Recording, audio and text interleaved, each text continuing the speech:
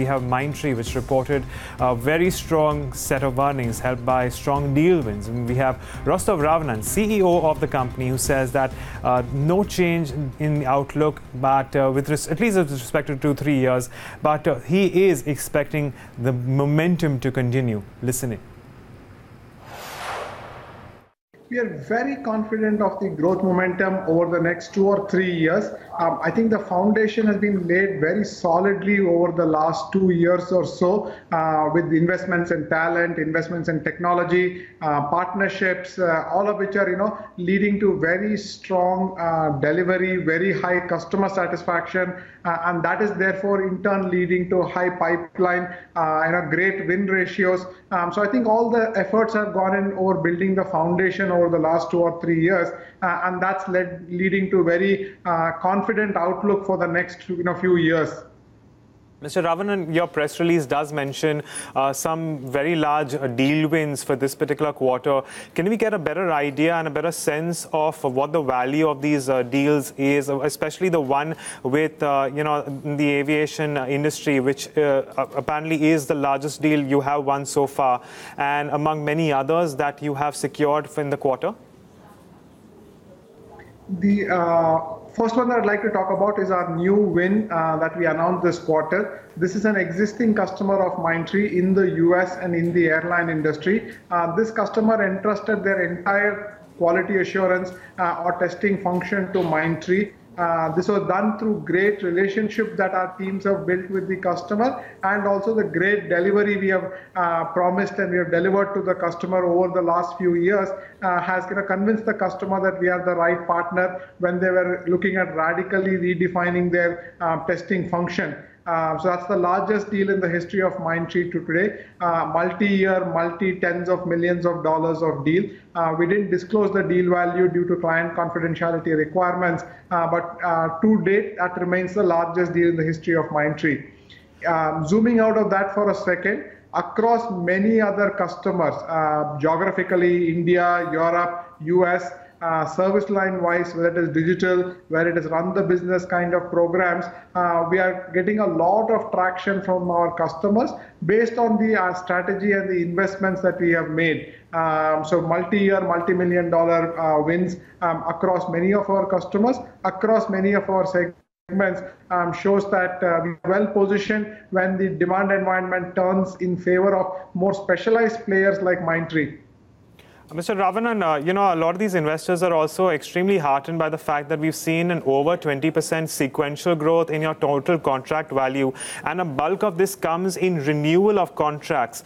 Can you give us an idea about what these contracts are and how much of this has to do with, change in business side of things? A reasonably large portion of our contract wins in this quarter was in the grow the business piece, in a very broad term that we define as digital. So if you look at this quarter, overall deal wins was about 300 million, of which about 102 million was digital. So our piece with our strengths on digital are resonating extremely well with the customers, and in many of our renewals we are able to upskill and get more more trust of the customer, either a larger piece where you have taken away market share from others, or change a small 1-year engagement to a multi-year engagement. So across both duration and across both volumes, we are able to get much more traction with customers today than we used to in the past. Mr. Ravanan, just 2 more questions. The next one was on your acquisitions and the kind of contribution they have made, and the kind of contribution you expect your latest acquisitions to make, and if you can also offer us an idea about your inorganic strategy. I think at this point of time, our focus is primarily on organic growth. If we come across any interesting ideas, we will obviously evaluate it and see if it makes sense for us from a business strategy, culture perspective. But at this point of time, the primary focus is organic growth. Between the 2 acquired entities that we had in 2015 and 2016, both are remarkably turned around over the last few months. In the most recent quarter, both had very strong growth. One had about a 7% growth, one had about a 6% growth. Good deal wins and good pipeline momentum in both those businesses. And today, for all practical purposes, they have been completely integrated into Mindtree. So I think it'll probably not be that relevant to track them individually anymore. But at this point of time, when we ended Q4, both those entities, our package solutions business, SAP business under Bluefin, and the Salesforce business under Magnet, both did very well in this quarter. And finally, sir, several managements in the industry are still reluctant to talk about the visibility in the banking, financial and insurance vertical. Can you tell us anything about this particular vertical and how you are witnessing trends in this particular area? I think it continues to be in growth mode for us. We just had some client-specific issues in Q4 for the BFSI vertical.